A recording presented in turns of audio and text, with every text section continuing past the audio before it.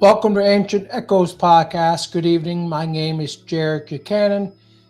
If you like our content, please subscribe to YouTube channel and follow us on Facebook. So we are doing part 5 of a Selective Christianity series, Pulpit, Power, and Incentives, when theology competes with market. So here's a hard question that many people in church think about, even if they don't say it out loud. Are pastors mainly teachers of the Bible? Or are they speakers trying to succeed in a religious market? This is not meant to attack anyone. It's meant to make us think. And every system rewards shape behavior.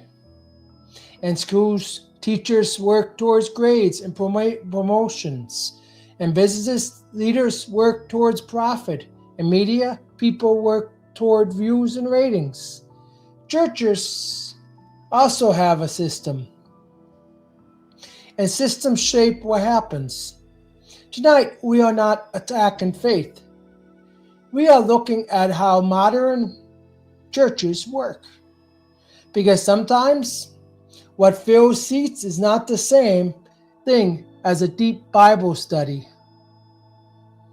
The Bible is not written in English. The Old Testament was mostly written in Hebrew. The New Testament was written in Greek. The Bible came from ancient cultures a very long time ago. To study it deeply, people need to understand the original languages, to learn history of that time, to know who the writers were, to know who they were writing to understand what problems they were talking about. Serious Bible study takes time. It can be slow. It can even feel confusing. It doesn't always give us easier answers. But now think about many Sunday sermons today. Often you hear clear life lessons, strong, confident statements, simple applications for today. But you may not hear much about ancient history or original languages. That difference is not random. It happens for a reason. The pastor must sell his message so people could keep returning, for the church can make profit, and everybody goes home happy. Many churches today have buildings to pay for, staff to pay, bills each month, programs and events. Churches often depend on people attending and giving money. When people feel happy and agree with the message, they usually keep coming back. When people feel upset or challenged too much, they might leave, or they might not tithe.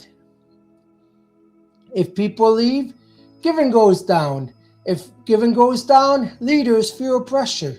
This is not about bad motives. It's about how systems work. When churches compete with many other churches, and even online sermons, they feel pressure to grow and keep people. Simple messages are often easier to understand. Confident message feels strong. Certainty makes people feel safe. And feeling safe keeps people loyal. Over time, sermons can slowly change. Instead of deeply exploring the Bible, they may focus on keeping people comfortable. Not because pastors are evil, but because systems reward comfort and clarity. Today, popular pastors are often great storytellers, very confident, comfortable on the stage, good on the camera. They know how to keep people's attention. These are real skills, but being a strong speaker is not the same as being a deep Bible scholar. Studying ancient languages and history is very different from giving an exciting 35-minute talk. In today's world, videos go viral. Short, powerful clips spread fast, but long, detailed lessons about history usually do not. So the most famous voices are often the clearest and most confident, not always the most detailed or careful, and people view their messages as biblical. Because most Christians we know really don't know their Bibles and they barely read their Bibles. They take what the pastor tells them. Complex answers don't trend online, but careful Bible study often includes complexity. If sermons focus more on emotions and politics than history and language, something can be lost. The Bible can become simpler than it really is. People can feel very certain, but not very informed. Churches are also communities that give people identity. In a divided world, people want stability. Many people look to pastors to help them understand what is happening in the world, how to think about culture, how to vote, how to see social change. When pastors agree with the main political views of their church, people feel united. When pastors strongly challenge those views, people feel uncomfortable and they leave. Tithing goes down. So here's an important question. If Bible teaching always matches the politics of the church year after year, is the Bible shaping politics or are politics shaping how the Bible is taught? Ask yourself that question. This is not an attack. It is a thinking question. Are pastors slowly studying the text first, or are they picking verses to support ideas that they already believe? Because systems reward agreement. Agreement keeps peace. Peace keeps giving steady. Steady giving keeps the church running and the pastor making money. And sometimes platforms can start to look like businesses. Let's end carefully. This is not saying all pastors are fake. Many love God, many love their people. Many are nice people. Some are not. But systems matter, rewards matter, pressure matters. When churches compete, messages can change. When politics get stronger, sermons can get narrower. When certainty is rewarded, hard questions feel risky. So the real question is not, are pastors bad? The real question is, what kind of preaching do we reward? Do we reward humanity? Do we reward careful study? Do we reward pastors who say this is complicated? Or do we reward messages that match what we already believe?